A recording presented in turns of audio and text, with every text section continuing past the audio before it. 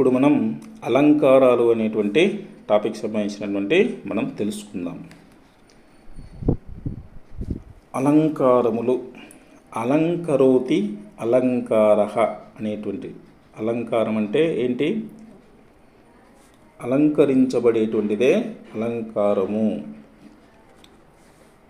ఒక స్త్రీకి ఆభరణాలు ఎంతటి అందాన్ని చేకూరుస్తాయో అలంకారాలు కావ్యానికి అందాన్ని చేకూరుస్తాయి. అలంకారాలు దేనికి అందాన్ని చేకూరుస్తాయి? కావ్యానికి. కావ్యానికి అలంకారాలు ఏ సౌందర్యాన్ని కలుగజేస్తాయంటే బాహ్య సౌందర్యాన్ని కలుగజేస్తాయి. అలం అనే శబ్దంలో నుండి అలంకారం పుట్టినది. అలంకారం అనే శబ్దంలో నుండి అలంకారం అనేటువంటి పుట్టింది. అనగా అలంకారం అనేటువంటి అనగా అలం అనగా అర్థం ఏంటంటే భూషణం. భూషణం అంటే ఏంది? ఆభరణాలు అనేటువంటిది అర్థం. పదాలను, ఇప్పుడు వేదాలను ప్రభు సంహితాలను, పురాణాలను మిత్ర సంహితాలని, కావ్యాలను కాంతా సంహితాలని పిలుస్తారు. వేదాలను ఏ విధంగా పిలుస్తారు? ప్రభు సంహితాలు. వేదాలు ప్రభు ఆధీనంలో ఉంటాయి, అంటే భగవంతుడి ఆధీనంలో ఉంటాయి.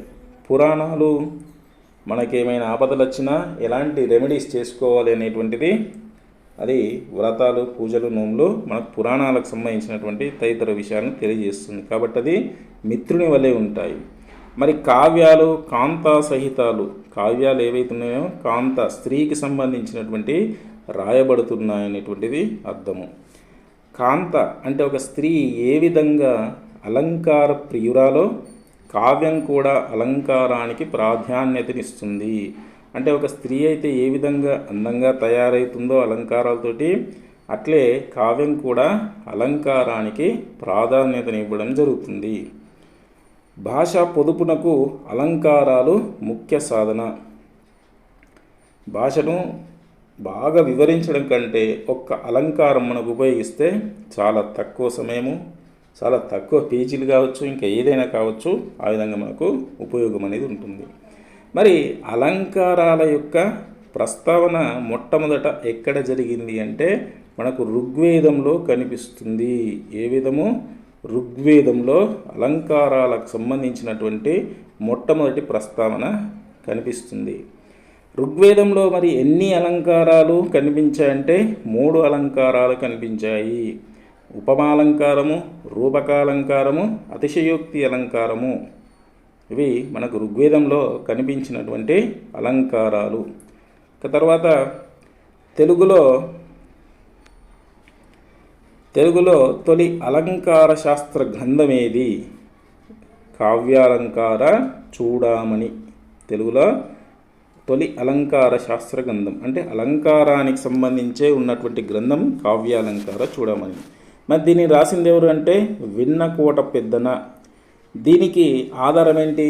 దండి రాసిన కావ్యాదర్శం అనేటువంటి పుస్తకం ఆధారంగా చేసుకొని విన్నకోట పెద్దన ఏం చేశాడు? కావ్యాలంకార చూడమని అనేటువంటి గ్రంథాన్ని రాయడం జరిగింది. తొలి అలంకార శాస్త్ర గ్రంథం ఏది? కావ్యాలంకార చూడమని. దీన్ని ఎవరు రాశారు? విన్నకోట పెద్దన రాయడం జరిగింది. మరి ఈ కావ్యాలంకార చూడమని అనేటువంటి గ్రంథమునకు ఆధారమైనటువంటి గ్రంథం ఏది? దేన్ని ఆధారంగా పెట్టుకొని ఈ కావ్యాలంకార చూడమని రాయడం జరిగిందంటే దండి రాసినటువంటి కావ్యాదర్శం అనేటువంటి గ్రంథాన్ని చూసి రాయడం జరిగింది అనేటువంటిది. ఓకే. తర్వాత మరి అలంకార శాస్త్ర గ్రంథాలన్నీ మొదట ఉన్నటువంటి అన్నీ కూడా సంస్కృత భూయిష్టంగానే ఉన్నాయి, అంటే సంస్కృతంలో రాయబడే ఉన్నాయి. ఇక ప్రామాణికమైనటువంటి కావ్యాలంకార శాస్త్ర గ్రంథం కావ్యాలంకార సంగ్రహం అని మనం చెప్పచ్చు. తొలి అలంకార శాస్త్ర గ్రంథమేమో కావ్యాలంకార చూడమని అయితే, ప్రామాణికమైనటువంటి అంటే స్టాండర్డ్ అందరూ పాటించేటువంటిది ఏదంటే కావ్యాలంకార సంగ్రహం. మరి దీన్ని ఎవరు రాశారు కావ్యాలంకార సంగ్రహాన్ని అంటే రామరాజభూషణుడు రాశాడు. ఎవరు? రామరాజభూషణుడు ఏం రాశాడు? కావ్యాలంకార సంగ్రహాన్ని రాయడం జరిగింది. మరి రామరాజభూషణుకు ఉన్నటువంటి ఇంకొక పేరు ఏం పేరు అంటే భట్టుమూర్తి. భట్టుమూర్తి ఇతని పేరు. కావ్యాలంకార సంగ్రహానికి మరి వ్యాఖ్యానం రాసినటువంటిది ఎవరు? సన్నిధానం సూర్యనారాయణ శాస్త్రి. అంటే ఈ కావ్యాలంకార సంగ్రహాన్ని రామరాజభూషణుడు రాస్తే ఇది ఎలా ఉంది, దీనికి సంబంధించినటువంటిది వ్యాఖ్యానము సన్నిధానం సూర్యనారాయణ శాస్త్రి రాయడం జరిగింది. మరి దీనికి ఆధారం, దేనికి? కావ్యాలంకార సంగ్రహానికి ఆధారం ఏంటంటే విద్యానాథుడు సంస్కృతంలో రాసిన ప్రతాపరుద్ర యశోభూషణం అనేటువంటి గ్రంథం. ప్రతాపరుద్ర యశోభూషణం అనేటువంటి గ్రంథాన్ని ఆధారంగా చేసుకొని కావ్యాలంకార సంగ్రహం రాశాడు. ఎవరు రాశారు? రామరాజభూషణుడు రాయడం జరిగింది. ఇది మనకు ఉన్నటువంటి తెలుగులో తొలి అలంకార శాస్త్ర గ్రంథం కావ్యాలంకార చూడమని. ప్రామాణికమైన కావ్యాలంకార శాస్త్ర గ్రంథం కావ్యాలంకార సంగ్రహం. ఇవి మరి దీనికి కావ్యాలంకార సంగ్రహానికి వ్యాఖ్యానం రాసింది సన్నిధానం సూర్యనారాయణ శాస్త్రి. దీనికి ఆధారం ఉన్నటువంటిది ఏది? ప్రతాపరుద్ర యశోభూషణం. ఇది మనకు దీనికి సంబంధించినటువంటి పరిచయం, ఇంట్రడక్షన్, అలంకారాలకు సంబంధించి. అయితే అలంకారాలను శబ్దాలంకారాలు, అర్థాలంకారాలు అని ఎవరు విభజించారంటే భామహుడు అనేటువంటి పండితుడు విభజించడం జరిగింది. అలంకారాలను అర్థాలంకారాలు అని, శబ్దాలంకారాలు అని మనకు విభజించింది భామహుడు అనేటువంటి పండితుడు విభజించడం జరిగింది. ఇంకా మనం శబ్దాలంకారాలు, అర్థాలంకారాల గురించి మనం తెలుసుకుందాం. శబ్దాలంకారాలు ఈ ప్రధానంగా మనకు ఎన్ని రకాలు ఉన్నాయంటే 2 రకాలు ఉన్నాయి. ఇవి అనుప్రాసాలంకారము, యమకాలంకారం. ఏంటిది? శబ్దాలంకారము. శబ్ద అలంకారానికి సంబంధించినటువంటి దాంట్లో అనుప్రాసాలంకారం ఒకటి, యమకాలంకారం ఒకటి, తర్వాత ముక్త పదగ్రస్తాలంకారం అనేటువంటిది కూడా ఇంకొకటి ఉంటుంది. ఈ శబ్దాలంకారంలో ఏమేమి ఉన్నాయో మనం వాటిని గురించి మరల చర్చిద్దాం. అయితే ఈ శబ్దాలంకారాలు ప్రధానంగా 2 రకాలు. ఎన్ని రకాలు? 2 రకాలు. శబ్దాలంకారాలు ఎన్ని రకాలంటే 2 రకాలు. ఈ 2 రకాలు ఏంటి మరి? ఒకటి అనుప్రాసాలంకారము, రెండోది యమకాలంకారము. మరి శబ్దాలంకారం అంటే ఏమిటి? శబ్దానికి ప్రాధాన్యత ఉండేదే శబ్దాలంకారము. అలంకారం మనము ఒక పద్యాన్ని వ్రాస్తున్నప్పుడు శబ్దము అనేటువంటి ప్రధానంగా ఉంటే అది శబ్దాలంకారాన్ని సంతరించుకున్నది అని అర్థం చేసుకోవచ్చు. తర్వాత అనుప్రాసాలంకారం గురించి ఒకటో ఉన్నటువంటి దాని గురించి మనం తెలుసుకుందాం. అనుప్రాసాలంకారంలో ఏమేమి ఉన్నాయి, అసలు ఎలాంటి అంశాలు ఉన్నాయనేటువంటి తెలుసుకుందాం. అనుప్రాస అనగా వచ్చిన అక్షరం లేదా పదం పలుమార్లు పునరావృతం కావడం అని అర్థం. ఈ విధంగా డెఫినేషన్లు, నిర్వచనాలు కూడా అడగడానికి ఆస్కారం ఉంటుంది. అంటే ఏమిటి? మనకు డైరెక్ట్గా బిట్లకు పోయడానికన్నా, బిట్టు ఇవ్వడానికంటే ఈ ప్రధానమైనటువంటి అర్థం ఏమిటి అనేటువంటి కూడా మనకు ప్రశ్నలు రావచ్చు. అనుప్రాసాలంకారం అంటే ఏంటి? ఒక వచ్చినటువంటి అక్షరం లేదా పదము పలుమార్లు పునరావృతం కావడం. పునరావృతం అంటే మళ్ళీ మళ్ళీ అదే రావడం. దీన్ని అనుప్రాసాలంకారం అంటారు. ఓకే, మరి అనుప్రాసాలంకారము ఎన్ని రకాలు? మనకు ప్రధానంగా 4 రకాలు ఉన్నది. ఒకటి వృత్యాను, చేకాను, లాటాను, అంత్యానుప్రాసము. వృత్యానుప్రాస, చేకానుప్రాస, లాటానుప్రాస, అంత్యానుప్రాస, ఇవి 4 రకాలు ఉన్నటువంటిది ఏ అలంకారము? అనుప్రాసాలంకారము. ఈ అనుప్రాసాలంకారం అనేటువంటిది దేనిలో ఒక భాగము? శబ్దాలంకారంలో ఒక భాగం. శబ్దాలంకారంలో, అనుప్రాసాలంకారంలో, అనుప్రాసాలంకారానికి 4 రకాలు ఉన్నాయి. ఇవే వృత్యాను, చేకాను, లాటాను, అంత్యాను. దీంట్లో మొట్టమొదలు వృత్యానుప్రాసాలంకారం గురించి తెలుసుకుందాం. వృత్తి అనగా ఆవృత్తి లేదా వ్యాపారము. వృత్యాను అంటే వృత్తి అంటే ఏంది ఇక్కడ ఆ వృత్తి లేదా వ్యాపారం చేయడం, చేసిన పనే వృత్తి చేస్తూ ఉండడం. ఇక దీనికి సంబంధించి నిర్వచనం ఒకసారి తీసుకుంటే, ఒకటి కానీ అంతకంటే ఎక్కువ హల్లులు కానీ పలుమార్లు పునరావృతం అయినట్లయితే దానిని వృత్యానుప్రాస అలంకారం అంటాం. ఏమిచ్చారు మనకు? ఒకటి కానీ అంతకంటే ఎక్కువ హల్లులు కానీ పలుమార్లు పునరావృతం అయినట్లయితే దానినే వృత్యానుప్రాస అలంకారము అని అనడం జరుగుతుంది. దీనికి సంబంధించినటువంటి విశేషం ఏంటి? సంఖ్యా నియమము లేదు, వెంటనే రావాలన్న నియమం కూడా లేదు. ఇది వృత్యానుప్రాసానికి సంబంధించి. ఉదాహరణకు మనం చూద్దాం. ఏంటంటే దీంట్లో రాజు రివాజుకు బూజు పట్టింది. మనం ఏమనుకున్నాం? ఒకటి కానీ అంతకంటే ఎక్కువ హల్లులు కానీ పలుమార్లు పునరావృతం అయితే ఇక్కడ ఏమొచ్చింది? జూ జూ జూ అనేటువంటిది వచ్చింది. కాబట్టి ఇది వృత్యానుప్రాసాలంకారము అవుతుంది. తర్వాత అత్త రత్తమ్మ కోసం దుత్త తెచ్చింది. దుత్త అంటే ఏంటి? కుండ అని మనకు తెలుసు. మరి ఇక్కడ ఏమైంది? ఒకటి కంటే ఎక్కువ హల్లు రావడం జరిగింది. తా తా త అనేటువంటిది రావడం జరిగింది. ఆ విధంగా వృత్యానుప్రాస అలంకారం అవుతుంది. తర్వాత అక్కడ లేక, ఇక్కడ లేక, మరెక్కడ ఉండొచ్చు. ఇక్కడ కా అనేటువంటి అక్షరం పలుమార్లు పునరావృతం అవుతుంది. ఆ విధంగా ఇవన్నీ కూడా అంశాలు ఈ విధంగానే ఉన్నాయి. ఒకసారి చూసుకోవాలి. ఇవి వృత్యానుప్రాస అలంకారము అంటే ఏంటి? ఒకటి కానీ అంతకంటే ఎక్కువ హల్లులు కానీ పలుమార్లు పునరావృతమైతే దానినే వృత్యానుప్రాస అలంకారము అవుతుంది. ఈ విధంగా ఒక అక్షరము లేదా అంతకంటే ఎక్కువ హల్లులు పలుమార్లు వస్తూ ఉంటే దీన్ని వృత్యానుప్రాస అలంకారము కావడం జరుగుతుంది. దీంట్లో ఎగ్జాంపుల్ మనకి ఇచ్చింది. ఇక్కడ పాయింట్ చూసుకుంటే కాకి కకాకి కాక కేకి కా అనేటువంటిది కూడా వృత్యానుప్రాసమే అవుతుంది. లక్ష భక్షములు తిన్న లక్ష్మయ్యకు ఒక భక్షము ఒక లక్ష్యము అనేటువంటిది. మీరు పొమ్మనవారు కాదు పొగబెట్టువారు. ఈ విధంగా కూడా మనకు ఇవన్నీ వృత్యానుప్రాసానికి సంబంధించినటువంటిది. ఇక చేకానుప్రాసానికి సంబంధించినటువంటి మనం తెలుసుకుందాం.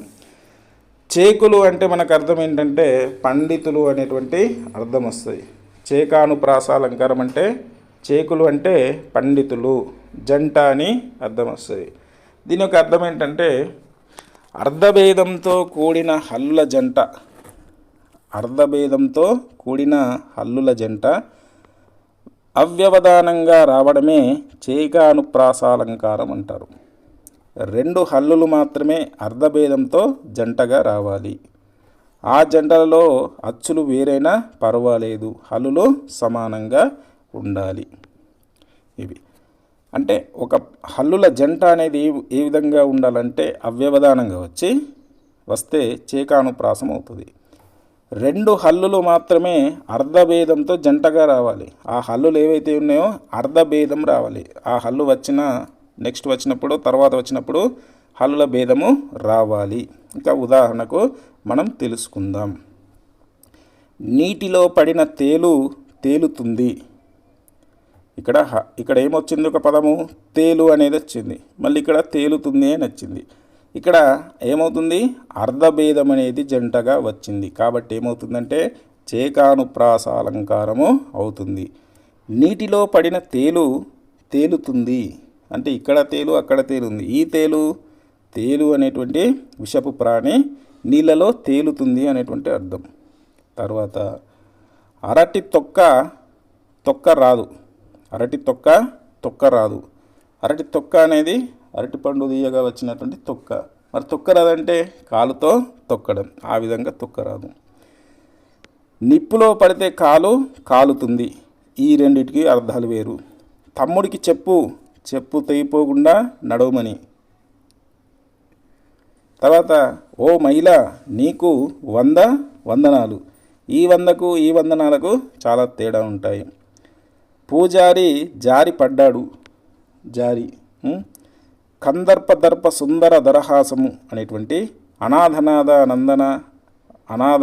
నంద నందన నీకు వందనం.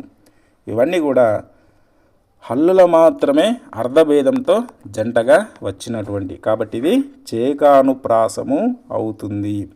ఇంతకుముందు టీఆర్టీలో 2017లో ఈ ప్రశ్న రావడం జరిగింది. దీనికి సంబంధించినటువంటి ఇది చేకానుప్రాసమని చెప్పచ్చు. ఇక తర్వాత లాటానుప్రాసాలంకారం. ఇవన్నీ మనం దేంట్లో తెలుసుకుంటున్నాం? శబ్దాలంకారములో, అనుప్రాసాలంకారంలో 4 ఉన్నాయి. 4 అలంకారాల గురించి మనం తెలుసుకుంటాం.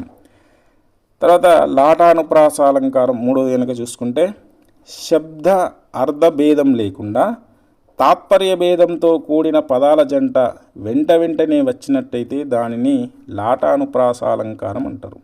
ఇంతకుముందు వేరువేరుగా వచ్చింది, అర్ధభేదంతో వేరు వచ్చింది. ఇక్కడ తాత్పర్య భేదంతో రావాలి, అట్లా జంట వెంటనే రావాలి. మళ్ళీ అలా వెంటనే వస్తే దానిని లాటానుప్రాసాలంకారం అంటారు. వచ్చిన పదమే ఎటువంటి మార్పు లేకుండా వెంటనే పునరావృతం అవుతుంది. ఇక్కడ ఉదాహరణకు చూద్దాం. ఓన్లీ ఇక్కడ తాత్పర్య భేదం అనేటువంటిది ఉండాలి. కమలాక్షు నర్చించు కరములు. కమలాక్షుడు అంటే ఎవరు? శ్రీ మహావిష్ణువు.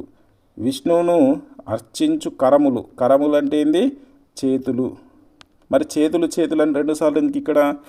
విష్ణువును అర్చించు కరములు, చేతులు అంటే ఆయనను ఎవరైతే నమస్కరిస్తారో అతని చేతులే చేతులు, మిగతా వాళ్ళకి కావు అనేటువంటి అర్థం కిందకి వస్తుంది.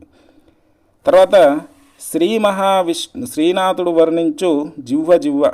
మరి శ్రీనాథుడు వర్ణించేటువంటి నాలుకనే నాలుక అంటే అంత గొప్పగా వర్ణిస్తాడు.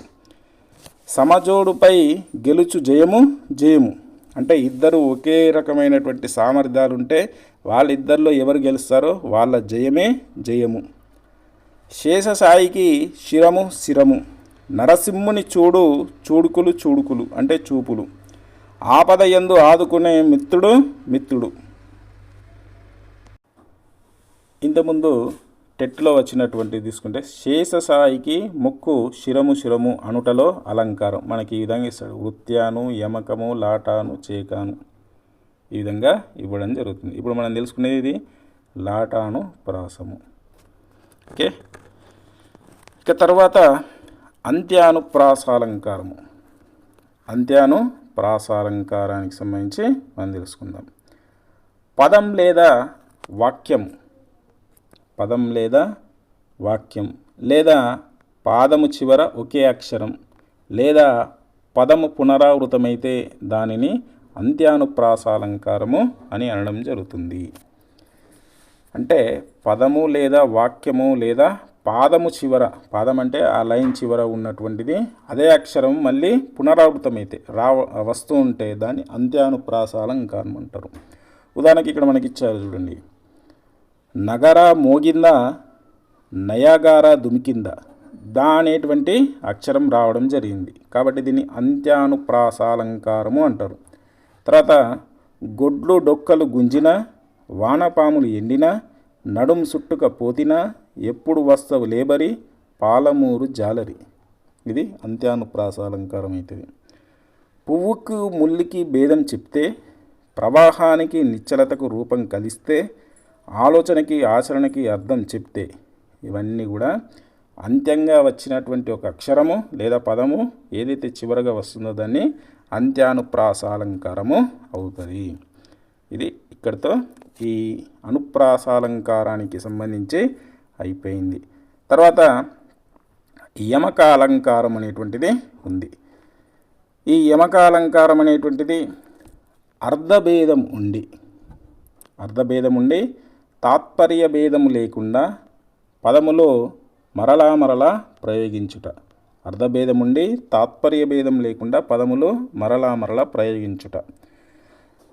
ఇక్కడ విశేషానికి ఇక్కడ ఇంకా చూసుకుంటే స్వర వ్యంజన సముదాయం వ్యవధానం కానీ అవ్యవధానం కానీ పునరావృతం కావడమే యమకాలంకారము అంటారు. జంట పదాలలో స్వర వ్యంజన సముదాయం సమానంగా ఉండాలి, అంటే అచ్చులు హల్లులు సమానంగా ఉండాలనేటువంటి అర్థము. దీనికి ఉదాహరణ కనుక తీసుకుంటే, ప్రతి ఒక్కరికి నేను రాసిన ప్రతి పంచబడింది. ప్రతి ఒక్కరికి నేను రాసిన ప్రతి పంచబడింది. ఇక్కడ ప్రతి అనేటువంటిది చూసుకోవాలి. ఇక్కడేముంది, తాత్పర్య భేదం లేకుండా పదాలు మరలా ప్రయోగించుట. లేమ ధనుజుల గెలువ లేమ, రంగ దయాపారంగా, నేను పారజూచు పరసేన పారజూచు, హారతి హారతికిచ్చెను, కమల కమల పండు ఇచ్చింది. ఈ విధంగా ఉంటే వీటిని యమకాలంకారం అంటారు. కొద్ది తేడాతో అలంకారాలు ఉంటాయి, జాగ్రత్తగా గుర్తుపడితే ఒక మార్క్ అనేటువంటిది రావడం జరుగుతుంది. ఇక తర్వాత దీనికి సంబంధించి ఎస్జిటిలో వచ్చినటువంటి ప్రశ్న, యమకం అను అలంకారానికి లక్షణం ఏంటి అని ఇచ్చాడు. దీనికి పదాలు తిరిగి వస్తూ అర్థభేదం కలిగి ఉండడం అనేటువంటిది ఆన్సర్. కాబట్టి నిర్వచనాలు కూడా తెలుసుకోవాలనేటువంటిది చెప్తున్నది. అందుకే ఏదైనా సంధి కావచ్చు, సమాసం కావచ్చు, వ్యాకరణానికి సంబంధించి ఏదైనా మనకు డైరెక్ట్ వ్యాకరణం కాకుండా వ్యాకరణానికి సంబంధించినటువంటి అర్థం ఏమిటంటే, లక్షణం ఏంటి, ఉపయోగం ఏంటి అనేటువంటి అడిగినప్పుడు మనం గుర్తుపెట్టుకోవాల్సిన అవసరం ఉంటుంది. ఇది యమకాలంకారానికి సంబంధించి. తర్వాత ముక్త పదగ్రస్తాలంకారం. ఈ ముక్త పదగ్రస్తాలంకారానికి సంబంధించి యమకంలో ఒక భేదం ముక్త పదగ్రస్తాలంకారం అనేటువంటిది. ఇది మనకు కొన్ని సిరీస్ వారు, టెక్స్ట్ బుక్ సిరీస్ వారు మనకి ఇచ్చారు, కానీ కొన్ని వారు ఇది వేరుగా చూపడం జరిగింది. యమకంలో ఒక భేదం అనేటువంటిది ముక్త పదగ్రస్తాలంకారం. ముక్తం అంటే ఏంటి అంటే, పాదం చివర విడవబడిన, పద అనగా పదాన్ని, గ్రస్త అంటే గ్రహించడం, అంటే పాదం చివర విడవబడిన పదాన్ని గ్రహించడం అనేటువంటిది అర్థం. ఉదాహరణకు చూస్తే మనకు క్లియర్గా అర్థమవుతుంది. ఇక్కడ ఏమిచ్చారంటే, గోదారి గట్టు అనేటువంటిది పదం ఉంది. మళ్ళీ గట్టుతోనే మళ్ళీ ఆ కవితన ఏదైనా సరే మళ్ళీ ప్రారంభించాలి. గట్టు మీద చెట్టు, మళ్ళీ చెట్టు వచ్చింది కదా, ఇక్కడ మళ్ళీ చెట్టు రావాలి. చెట్టు మీద పిట్ట, ఇక్కడ పిట్ట వచ్చింది కదా, మళ్ళీ పిట్టతోని ప్రారంభించాలి. పిట్ట మనసులో ఏముందో అంటే, గోదారి గట్టు మీద చెట్టు మీద పిట్ట మనసులో ఏముందో. తర్వాత అదిగదిగో మేడకున్నది గోడ ఇచ్చెను నీడలో దూడ. అంటే ఏదైతే పాదం చివర విడవబడిందో ఆ పాదాన్ని గ్రహించి మరలా రాయడం అనేదే ముక్త పదగ్రస్తాలంకారము అవుతుంది. ఇవి మనకు శబ్దాలంకారాలు. శబ్దాలంకారాల తర్వాత ఇంకొకటి మనకు రెండోది అర్థాలంకారాలు అనేటువంటిది ఉంది. ఈ అర్థాలంకారాలు అంటే, శబ్దాలంకారాలు శబ్దానికి ప్రాధాన్యతనిస్తే, అర్థాలంకారాలు అర్థానికి ప్రాధాన్యతను ఇవ్వడం జరుగుతుంది. దీంట్లో కూడా మనకు కొన్ని రకాలు ఉన్నవి, అవి తెలుసుకుందాం. దీంట్లో మొదటగా ఉపమాలంకారము. ఉపమేయ ఉపమానాల యొక్క సమాన ధర్మాన్ని లేదా సాదృశ్యాన్ని మనోహరంగా వర్ణించి చెప్పడమే ఉపమాలంకారం అంటారు.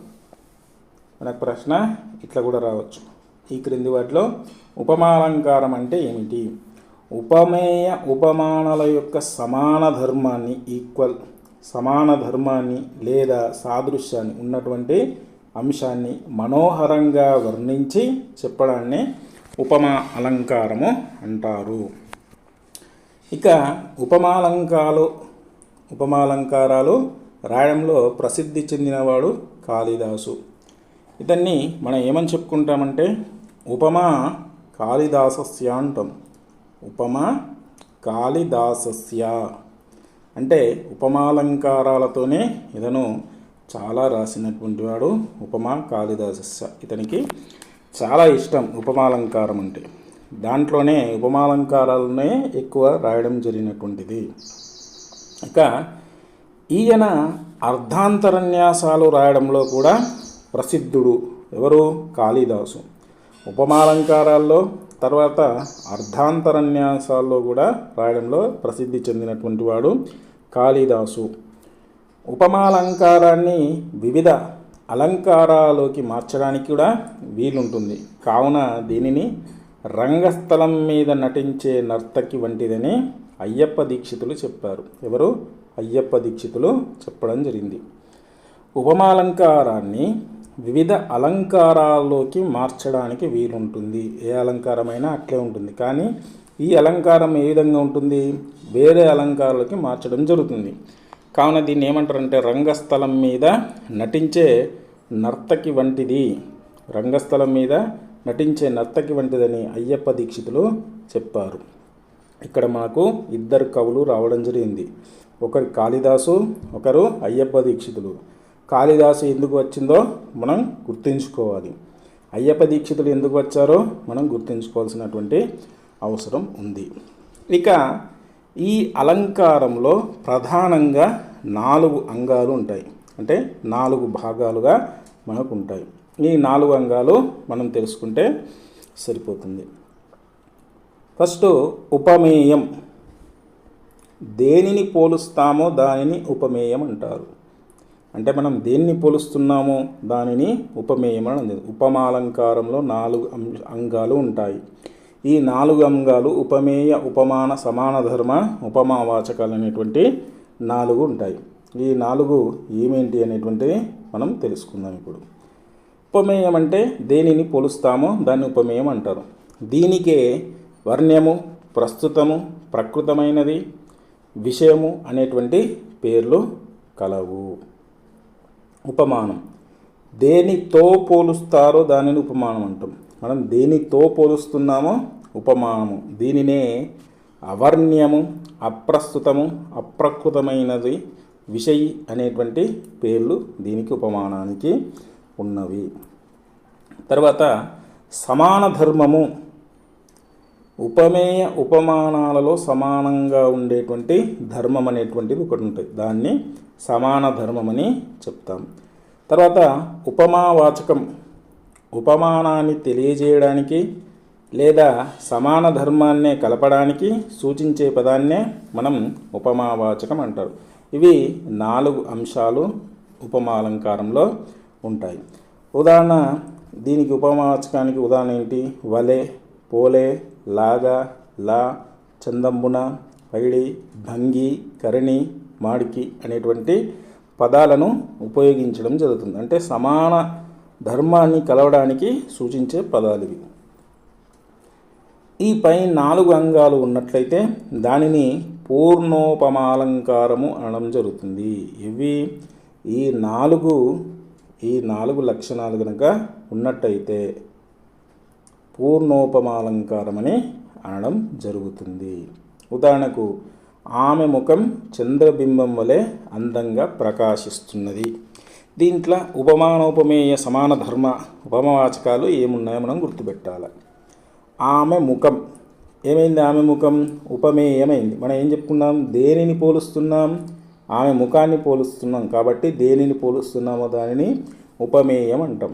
చంద్రబింబం అంటే ఉపమానం. ఇక్కడ ఏం చెప్పుకున్నాము? ఉపమానం అంటే దేనితో పోలుస్తాము? ముఖాన్ని దేనితో పోలుస్తున్నాం? చంద్రబింబంతో పోలుస్తున్నాం. కాబట్టి అది ఉపమానమైంది. తర్వాత వలె. వలె అనేటువంటిది ఉపమా వాచకం. వలె, పోలే, లాగాల అని చెప్పుకున్నాం కదా, వాటిని ఉపమా వాచకం అంటారు. తర్వాత అందంగా ప్రకాశిస్తున్నది. ఇది సమాన ధర్మమైనటువంటిది. ఉపమేయ ఉపమానాల్లో సమానంగా ఉండే ధర్మం.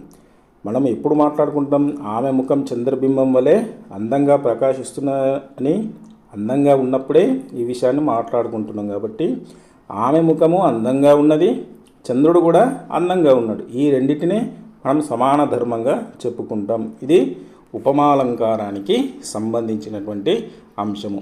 ఈ 4 అంశాలు మనం గుర్తుపెట్టుకుంటే కనుక దీంట్లో మనకు ఉదాహరణకు ఇదే ఒక వాక్యాన్ని ఇస్తాడు.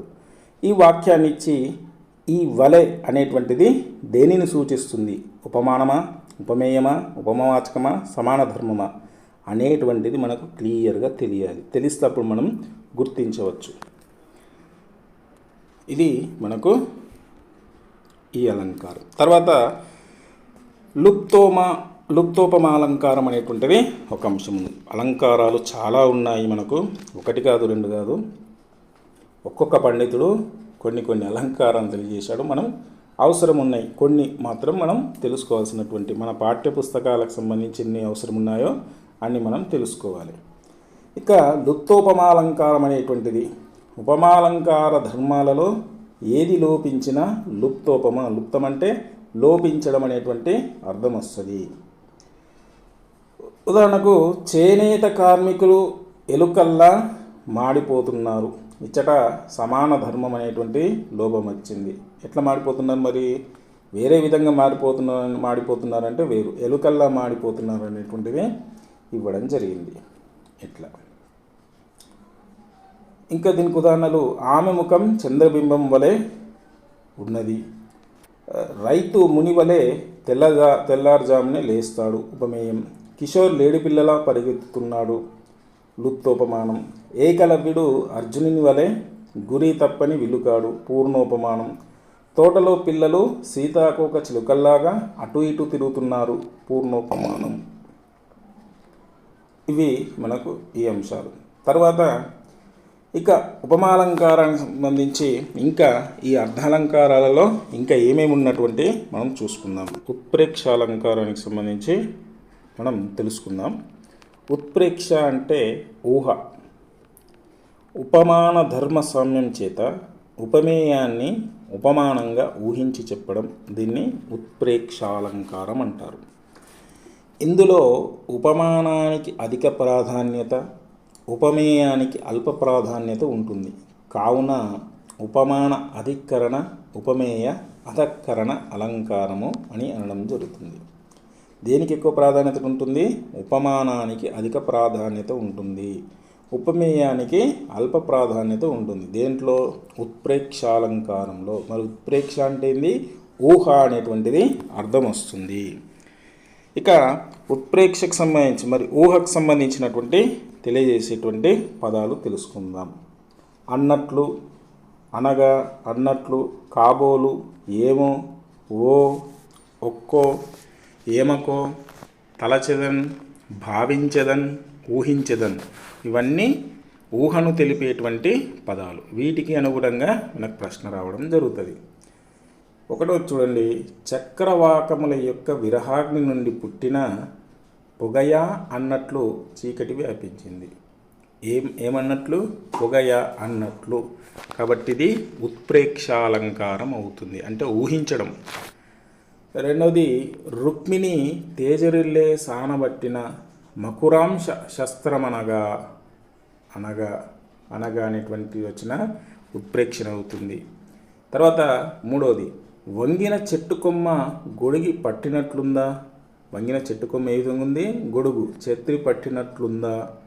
పట్టినట్లు, అన్నట్లు అన్నా కానీ ఉత్ప్రేక్షనే.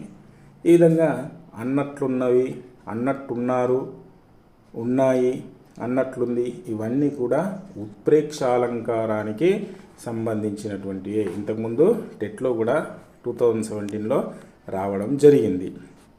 ఏమొచ్చింది? మండే ఎండ నిప్పుల కొలిమా అన్నట్లున్నది. అన్నట్లున్నది అంటే ఉత్ప్రేక్షాలంకారము అవుతుంది.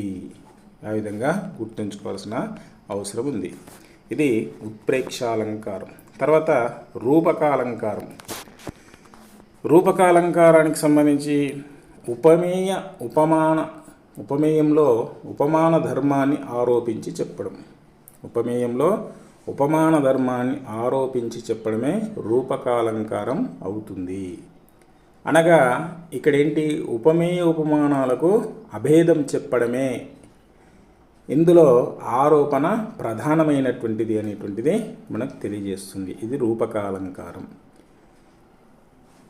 అయితే ఉదాహరణ చూద్దాం. నగరార్యన హోరును నరుడి జీవన ఘోష, నరసరాజు కీర్తి పాలసముద్రం, అజ్ఞానాంధకారాన్ని తొలగించుకోవాలి, ఉపాధ్యాయుడు జ్ఞానజ్యోతి వెలిగిస్తాడు, మనమందరం నవ్వుల వానలో పయనిద్దాం. బతుకు ఆటలో గెలుపు ఓటమి సహజం. వాన జాన చినుకు పూలను చల్లింది. కనుల కొలంలో దాగిన నీ రూపం. లత లలనలు రాజుపై కుసుమాక్షతలు చల్లిది. అంటే ఈ వాక్యాలలో మనకేం తెలుస్తుంది? ఉపమేయంలో ఉపమాన ధర్మాన్ని ఆరోపించి చెప్పడం జరిగింది. నరసరాజు కీర్తి ఏ విధంగా ఉంది? పాల సముద్రం వలె ఉంది. ఆ విధంగా చెప్పడం జరిగింది. ఉపాధ్యాయుడు ఏం చేస్తాడు? జ్ఞానజ్యోతి వెలిగిస్తాడు. మనం అందరం ఏం చేస్తున్నాం? నవ్వుల వానలో పయనిద్దాం. ఈ విధంగా ఉపమేయంలో ఉపమాన ధర్మాన్ని ఆరోపించి చెప్పడమే రూపకాలంకారము అవుతుంది. ఇది రూపకాలంకారం. ఓకే. తర్వాత అర్ధాంతరన్యాసాలంకారము. ఈ అర్ధాంతరన్యాసాలంకారానికి సంబంధించి సామాన్యమును విశేషము చేత కానీ విశేషమును సామాన్యము చేత కానీ సమర్థించి చెప్పినట్లయితే ఆ అలంకారము అర్ధాంతరన్యాసాలంకారము అవుతుంది. ఇందులో మరి ఏంటి? సమర్థన అనేటువంటిది ప్రధానమైనటువంటిది. ఇందులో సమర్థించడం అనేటువంటిది ప్రధానమైనటువంటిది. సహజంగా లోకంలో ప్రసిద్ధిగాంచినది అనేటువంటిది సామాన్యంగా తీసుకుంటే, విశేషం ఏంటి? ప్రత్యేక సంఘటన అనేటువంటి అంశాలు. ఈ అంశాలు మనం ఉదాహరణ చూద్దాం. మరి అర్ధాంతరన్యాసాలంకారము భాస్కర శతకంలో అధికంగా కనిపిస్తుంది. ఏ శతకంలో? భాస్కర శతకంలో ఎక్కువగా కనిపిస్తుంది. ఉదాహరణలు దీంట్లో సామాన్యము విశేషం అనేటువంటిది మనకు రెండు ఇచ్చాం కదా. సామాన్యమును విశేషము చేత కానీ విశేషమును సామాన్యం చేత కానీ సమర్థించి చెప్పినట్లయితే, అది ఇదన్నా కానీ ఇది అదైనా కానీ సమర్థించి చెప్పాలి. చెప్తే అది అర్ధాంతరన్యాసాలంకారము అవుతుంది. ఉదాహరణకు హనుమంతుడు సముద్రంను దాటాడు. ఇది విశేషమైనటువంటిది. ఎవరైనా దాటుతారా సముద్రాన్ని? ఎవరు దాటరు. ఇది విశేషమైనటువంటిది. కానీ దాన్ని ఏం చెప్పాలా? సామాన్య వాక్యంలో చెప్పాలా. హనుమంతుడు సముద్రాన్ని దాటాడు అయితే ఇది మహాత్ములకు అసాధ్యమైనది లేదు కదా. ఇది సామాన్య వాక్యము. తర్వాత అల్పుల గొప్పవారిలో ఉండడం వలన గౌరవాన్ని పొందుతారు. అల్పులు గొప్పవారితో ఉండడం వల్ల గౌరవాన్ని పొందుతారు. ఇది సామాన్య వాక్యం. మరి దీన్ని విశేషంగా ఎట్లా చెప్తామంటే, పూలతో పాటు దారం కూడా తలకెక్కుతుంది కదా. ఇది విశేషం. పూలు గొప్పనైనటువంటి, దారము అల్పమైనటువంటిది. అయినా పూలతో దారం కలిసి తలకెక్కుతుంది కదా. ఈ విధంగా విశేషము సామాన్యం చేత కానీ సామాన్యము విశేషం చేత కానీ సమర్థించి చెప్తే దీన్ని అర్ధాంతరన్యాసాలంకారము అవుతుంది. ఇక తర్వాత స్వభావోక్తి అలంకారము. స్వభావోక్తి అలంకారానికి సంబంధించి తెలుసుకుందాం. దీనినే జాత్యాధ్యాలంకారము అని అంటారు. జాత్యాధ్యాలంకారము అని అనడం జరుగుతుంది. అంటే జాత్యాధ్యాలంకారం అంటే జాతి గుణ క్రియాది స్వభావాలను ఉన్నది ఉన్నట్లుగా వర్ణించడం. ఇక్కడ ఏంటి? వర్ణించడం అంటే కాదు, ఇక్కడ ఉన్నది ఎట్లా ఉందో అట్లా చెప్పడం. దాన్ని స్వభావోక్తి అలంకారం అంటారు. ఉదాహరణకు ఒకటో ఉదాహరణ చూద్దాం. అడవిలో లేళ్ళు చెవులు నిక్కించి బిత్తర చూపులు చూచు చెంగున ఎగురుచున్నవి. మరి అడవిలో ఉన్నటువంటి లేళ్ళు ఏ విధంగా చేస్తాయి? చెవులు నిక్కించి అంటే చెవులు అటు ఇటు అంటాయి. ఏదైనా జంతువు చంపడానికి వస్తుందా అని అలికిడి వినడానికి, శబ్దం వినడానికి చెవులను నెక్కించి వింటాయి. బిత్తర చూపు చూస్తుంది కాబట్టి లేడీ ఆ విధంగా ఉంటాయి. ఇది స్వభావం. అది దాని స్వభావమే. దాంట్లో ఏమి కూడా తేడా లేదు. తర్వాత రెండోది, తొలికోడి కనువిచ్చి నిలిచి మై వెంచి కొక్కరుకోయని కూయ. అంటే కోడి ఏం చేసింది? కొక్కరుకో అని కూసింది. తర్వాత ఛత్రపతి శివాజీ యమనరాజ్య కాంతలను తన సేనాపతి బంధించుకొని తీసుకురావడంతో ఎర్రబడిన కన్నులతో అదిరిపడే పెదాలతో పైకి లేచిన కనుబొమ్మలతో గర్జిస్తూ సేనాపతిని మందలించాడు. అది ఉన్నది ఉన్నట్టు చెప్పాడు కాబట్టి దీన్ని స్వభావోక్తి అలంకారం అంటారు.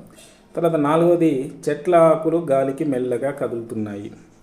దాంట్లో ఇది స్వభావం, దాని యొక్క స్వభావం. కాబట్టి వీటిని స్వభావోక్తి అలంకారము అని అంటారు. తర్వాత అతిశయోక్తి అలంకారము. అతిశయోక్తి అలంకారము అంటే ఒక వస్తువు సందర్భము స్వభావాన్ని ఉన్నదానికంటే అధికంగా వర్ణించి చెప్పడం, ఉన్నదానికంటే అధికంగా వర్ణించి చెప్పడాన్ని అతిశయోక్తి అలంకారం అంటారు. ఇంకా దీనికి ఇంకా ఏంటి విశేషణం అంటే గోరంత ఉన్నటువంటి విషయాన్ని కొండంత చేసి చెప్పడం, గోరంత ఉన్నటువంటి విషయాన్ని కొండంత చేసి చెప్పడాన్నే మనం అతిశయోక్తి అని చెప్పవచ్చు. ఉదాహరణకు మా ఊర్లో సముద్రం అంత చెరువు ఉంది. సముద్రం అంటేనే ఒకటే మామూలుగా ఉంటుంది, కానీ ఇక్కడ ఏమి వర్ణన ఉంది? మా ఊర్లో సముద్రం అంత చెరువు ఉంది అంటే అతిశయోక్తి. హిమాలయ శిఖరాలు ఆకాశాన్ని తాకుతున్నాయి. మరి హిమాలయ శిఖరాలు ఎంత పెద్దవైనా అవి ఆకాశానికి తాకుతాయా? తాకాయి. కాబట్టి ఇది కూడా అతిశయోక్తే. మా అక్క తాటి చెట్టు అంతా పొడవు ఉంది. ఎవరైనా మరి తాటి చెట్టు అంతా పొడవు ఉంటారా? ఉండరు. కాబట్టి అతిశయోక్తి. ఈ విధంగా ప్రతి ఒక్క అంశాన్ని ఇట్లా గమనిస్తే అది ఏ అలంకారం ఏంటనేది మనకు సులభంగా తెలుస్తుంది. దీంట్లో ఉన్న ప్రతి వాక్యం కూడా అతిశయోక్తి అలంకారాన్ని తెలియజేస్తుంది. మా భూమిలో బంగారం పండుతుంది. బంగారం పండుతుందా? పండదు. కాకపోతే బంగారం పండుతుంది అని చెప్తారు. ఓ రాజా, నీ పలుకులందు అమృతం ఉండగా ఈ వెర్రి జనాలు చంద్రునిలో వెతుకుతున్నారు. చుక్కలు తల పువ్వులుగా అక్కజముగా మేను పెంచే అంబరవీధిని తివిరి ఇసుమున తైలంబు తీయవచ్చు. ఇవన్నీ కూడా అతిశయోక్తి అలంకారానికి సంబంధించినవి. తర్వాత వ్యాజస్థుతి లేదా స్తుతి నిందాలంకారం అని అంటున్నాం. దీంట్లో వ్యాజస్థుతి ఒకటి, నిందాస్థుతి అనేటువంటి రెండున్నా. ఇక్కడ ఒకటి చూద్దాం. వ్యాజస్థుతి గురించి చూద్దాం మనం. వ్యాజస్థుతి అనేటువంటిది ఏ విధంగా ఉంది? పైకి పొగడ్త లోపల నింద, లేదా పైకి నింద లోపల పొగడ్త ఉన్న అలంకారాన్ని వ్యాజస్థుతి అని అంటారు. పైకి నిందించడం, లోపల పొగడం, ఇలా ఉన్న అలంకారమే వ్యాజ్యస్థుతి లేదా వ్యాజస్థుతి అలంకారం అని అంటాం. ఉదాహరణ ఒకటి చూద్దాం. ఓ గంగా, నీ నీటితో పాపులను కూడా పుణ్యాత్ములుగా చేస్తున్నావు. ఎంతటి వివేకం అమ్మానిది అని అంటున్నాను. అంటే ఇక్కడ ఏ విధంగా ఉంది? లోపల మామూలుగా నిందిస్తున్న, పైకి పొగుడుతున్నట్టు ఉన్నటువంటి అలంకారం. నీవు పెద్ద సత్య హరిశ్చంద్రుడవు. ఈ విషయం ఎప్పుడంటాం? వాడు అబద్ధాల కోరు, లేకపోతే ఇంకా వేరే వేరే అన్ని నెగిటివ్స్ ఉన్నటువంటి వ్యక్తి అయితే ఆ పదాన్ని, ఆ వాక్యాన్ని మనం ఉపయోగిస్తాం. నీవు పెద్ద సత్య హరిశ్చంద్రుడు తీ అని అంటాం. అంటే ఇది వ్యాజస్థుతికి సంబంధించి. లోపలనేమో ఏం చేస్తున్నాం? నిందిస్తున్నాం. పైకేమో పొగిడినట్టు అంటున్నాం. కాబట్టి ఇది వ్యాజస్థుతి అవుతాయి. ఇది వ్యాజస్థుతి అనేటువంటి అంశం. తర్వాత దృష్టాంతాలంకారం. దృష్టాంతాలంకారం ఉపమేయ ఉపమానాల యొక్క సమాన ధర్మాలు వేరైనప్పటికీ పోలిక చెప్పినట్లయితే దాన్ని దృష్టాంతాలంకారం అంటారు. మరి ఈ వేమన భాస్కర శతకాలలో ఈ అలంకారాలు ఎక్కువ కనిపిస్తాయి. దృష్టాంతాలంకారం అంటే ఉపమేయ ఉపమానాల యొక్క సమాన ధర్మానాలు వేరు అయినప్పటికీ పోలిక చెప్పినట్లయితే దాన్ని దృష్టాంతాలంకారం అని అనడం జరుగుతుంది. ఉదాహరణకు, తింటే గారెలే తినాలి, వింటే భారతమే వినాలి. అంటే ఇక్కడ సమాన ధర్మాలు వేరు వేరు, కానీ ఇక్కడ గారెలు తినడం వేరు, భారతం వినడం వేరు. దానికి దీనికి సంబంధమే లేదు. ఆ విధంగా మనం పోల్చి చెప్తున్నాం. ఓ రాజా, నీవే కీర్తిమంతుడవు, ఆ చంద్రుడే కాంతిమంతుడు. ఇది వేరు వేరు అంశం. ఉప్పు కప్పు రంబును ఒక్క పోలిక నుండు, చూడ చూడ రుచుల జాడ వేరు, పురుషులందు పుణ్య పురుషులు వేరు. ఇక్కడ ఉప్పు కర్పూరం పోలిక వేరు, పురుషులు వేరు, పుణ్య పురుషులు వేరు. అంటే ఆ పోలికని ఇక్కడ తీసుకొచ్చాడు. కాబట్టి ఇది దృష్టాంతాలంకారం అవుతుంది. అల్పుడెప్పుడు పలుకు ఆడంబరముగాను, సజ్జనుండు పలుకు చల్లగాను. అల్పుడు ఎట్లా పలుకుతాడు, సజ్జనుండు ఎట్లా పలుకుతాడు, మరి కంచు పోయినట్లు కనకం పోయినా ఎట్లా ఉన్నాయనేటువంటివి. ఇక్కడ సమాన ధర్మాలు వేరువేరుగా ఉన్నప్పటికీ పోలిక చెప్పినట్లయితే దాన్ని మనం దృష్టాంతాలంకారము అని అనడం జరుగుతుంది. తర్వాత శ్లేషాలంకారము. శ్లేషాలంకారానికి సంబంధించి శ్లేషలు వ్రాయడంలో ప్రసిద్ధి చెందిన కవులు రామరాజభూషణుడు, చేమకూరి వెంకట కవి. రామరాజభూషణుడికి ఇది వారికి సంబంధించి మనం తెలుసుకున్నాం.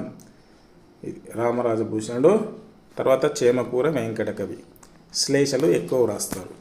ఇక నిర్వచనం ఏంటంటే నానార్థ ప్రధాన అలంకారమే శ్లేషాలంకారం. నానా రకాలైనటువంటి అర్థాలు రావడమే శ్లేషాలంకారం. అనగా ఒక పదానికి వేరు వేరు అర్థాలు రావడం.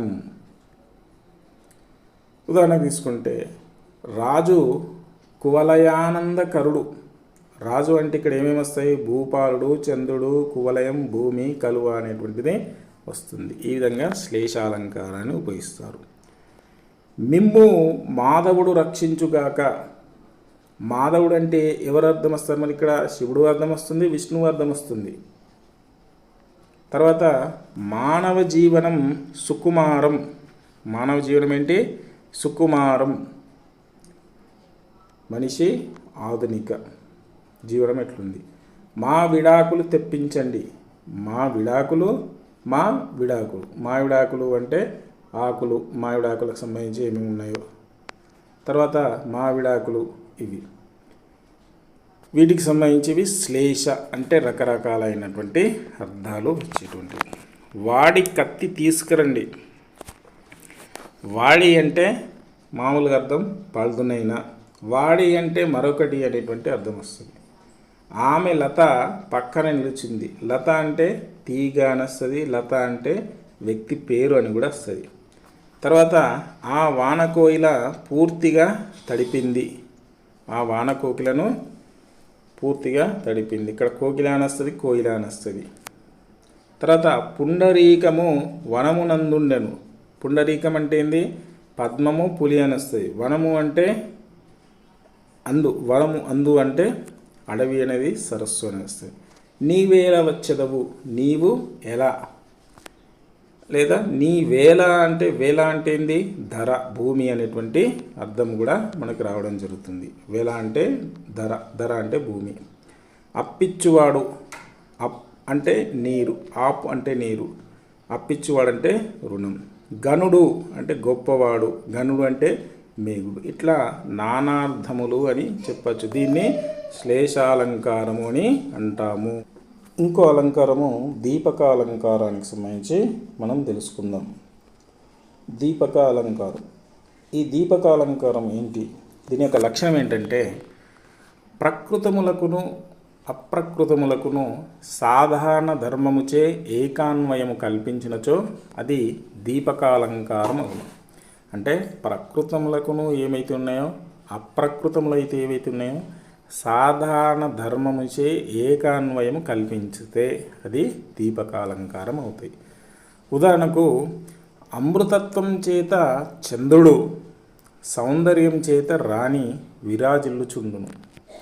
అంటే ప్రకృతములు అప్రకృతములకు సాధారణ ధర్మము అంటే చంద్రుడు ఏ విధంగా ఉన్నాడు ఒక ధర్మము, రాణి ఏ విధంగా ఉన్నది ఒక ధర్మము. ఇక్కడ రెండుని కలిపి మనం చెప్తే దీపకాలంకారము అవుతుంది. ఈ విధంగా అమృతత్వం చేత చంద్రుడు, సౌందర్యం చేత రాణి అనేటువంటి అంశం. తర్వాత ఏనుగు మదము చేతను, రాజు ప్రతాపము చేతను ప్రకాశింతురు. ఇవి ఉదాహరణలు. అంటే ఏవైనా రెండు అంశాలు, ప్రకృతము అప్రకృతమైనటువంటి అంశాలు సాధారణ ధర్మం చే ఏకాన్వయం చేసి కల్పిస్తే దీన్ని దీపకాలంకారం అని చెప్పడం జరుగుతుంది. తర్వాత ఉల్లేఖము. ఉల్లేఖం అనేటువంటిది ఇంకొక అంశం తెలుసుకుందాం. ఒక వస్తువును అనేక విధాలుగా భావిస్తే అది ఉల్లేఖము అవుతుంది. ఆ రాజు స్త్రీల చేత మన్మధునిగాను, యాచకుల చేత కల్పవృక్షంగాను, విరోధుల చేత యమునిగాను చూడబడును. అంటే ఇక్కడ ఒకే వ్యక్తి ఎన్ని రకాలుగా మనకు కనబడుతున్నాడో అర్థమవుతుంది. ఒక వస్తువును అనేక విధాలుగా భావిస్తే ఒకే ఒక రాజు స్త్రీలకు మన్మధుడిగా కనిపిస్తుండు, యాచకులకు కల్పవృక్షంగాను కనిపిస్తుండు, ఎవరైతే శత్రువులు ఉన్నారో ఆ శత్రువులకు విరోధులకు యమునిగాను కనిపిస్తున్నాడంటే ఉల్లేఖాలంకారము అవుతుంది. తర్వాత అతడు దానములలో కర్ణుడు, పరాక్రమంలో అర్జునుడు. ఒకే వ్యక్తిలో ఈ అంశాలు కనిపిస్తున్నాయి కాబట్టి ఉల్లేఖము అవుతుంది. తర్వాత విరోధాభాసము అనేటువంటి అలంకారానికి సంబంధించి తెలుసుకుందాం. పైకి విరోధము కనిపిస్తూ పరమార్థమున విరోధం లేకుండా ఉండేది విరోధాభాసము అనేటువంటి చెప్పచ్చు. పైకి విరోధం కనిపిస్తూ పరమార్థమున అంటే మొత్తానికి బయటకు చూసుకుంటే కనుక విరోధం లేకుండా ఉండేటువంటిది. ఓ సుందరి, నీ వక్షము హారము లేకున్నను హారియే ఉన్నది. అంటే ఆ స్త్రీకి ఇక్కడ హారము లేదు, వక్షస్థలంలో హారము లేకున్నను హారియే అనేటువంటి అర్థాన్ని చెప్తుండు. అంటే ఇక్కడ విరోధము కనిపిస్తున్నా కానీ పరమార్థం విరోధం లేకుండా ఉండేదే విరోధాభాసం అనేటువంటిది. తర్వాత విష్ణువు సిరిగాలవాడయ్యును అప్పులందేలును. అంటే విష్ణువు దగ్గర మహాలక్ష్మి ఉన్నా, ఎంత సిరి సంపదలున్నా అప్పులు ఉన్నాయి. ఇది ఒక అంశానికి ఇంకొక అంశము విరోధంగా ఉన్నటువంటిది కాబట్టి ఇది విరోధాభాసమని మనం చెప్తున్నాం. ఇక తర్వాత క్రమాలంకారము అనేటువంటి అంశం ఇంకొకటి. ఒక క్రమములో ఉన్న పదాలకు అవే క్రమంలో అన్వయం కలిగించినచో అది క్రమాలంకారం అవుతుంది. దీనినే యథాసంఖ్యాలంకారం అని కూడా పిలుస్తారు. ఉదాహరణకు శత్రువుని, మిత్రుని, విపత్తుని జయింపుము, రంజింపుము, భంజింపుము. ఇక్కడ శత్రువు ఒకడు, మిత్రుడు ఒకడు, విపత్తు అనేటువంటి అంశం. ఇప్పుడు శత్రువుని ఏం చేయాలా? జయించాలా. మిత్రుని ఏం చేయాలా? రంజించాలా. విపత్తుని ఏం చేయాలా? భంజించాలా. దీన్ని క్రమాలంకారము అని అంటాము. ఈ ఒక్క ఉదాహరణ చాలు. తర్వాత విభవానాలంకారము అనేటువంటిది.